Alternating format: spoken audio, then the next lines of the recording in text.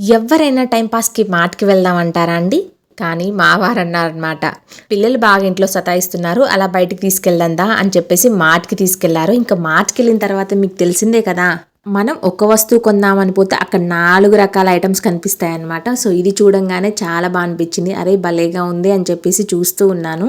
పూజ స్టోర్లో ఉందన్నమాట ఇది. దీని ప్రైస్ చూసి స్టన్ అయ్యానమాట. ఆల్మోస్ట్ గా 1500 అలా ఉంది. ఇంకా ఆ ప్రైస్ చూసి వద్దులే అనుకున్నాను. ఫైనల్ గా టైం పాస్ కని వెళ్ళి కొంత డబ్బు అయితే ఖర్చు పెట్టేసి వచ్చేసాము. సో ఏం కొన్నాను చూపిస్తాను. పిల్లల కోసం చాకోస్ తీసుకున్నాను, అండ్ అలాగే పిడియాషూర్ తీసుకున్నాను పిల్లల కోసం. అండ్ అలాగే ఇంకా ఏమున్నాయో చూడండి, పూతరేకులండి. దీని ప్రైస్ వచ్చేసి ఆ చిన్న బాక్సే 150 రూపీస్ పడింది. అండ్ అలాగే ఒక కేక్ తీసుకున్నాను. ఇవన్నీ అవసరం లేకుండానే అనవసరంగా వెళ్ళి తీసుకున్నట్లుగా అనిపించింది. అండ్ అలాగే టీ కప్స్ అనమాట, చాలా బాగున్నాయి. ఈ టీ కప్స్ టోటల్ ప్రైస్ వచ్చేసి 450 అలా పడింది. సో 1 పీస్ వచ్చేసి 80 రూపీస్ కాస్ట్ పడింది అనమాట. కానీ అంతే వాల్యూగా చాలా బాగున్నాయి. అలాగే టిఫిన్ ప్లేట్స్ కూడా కనిపించేసరికి అవి కూడా తీసుకువచ్చేసాను. సో చాలా బాగున్నాయి అనమాట.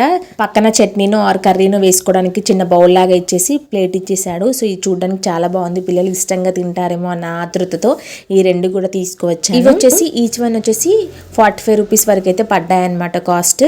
ఇదంతా జరిగిన తర్వాత మాకు అర్థమైంది ఏంటంటే టైం పాస్కి అస్సలు వాల్యూ మార్ట్కి వెళ్ళకూడదు అని అర్థమైంది.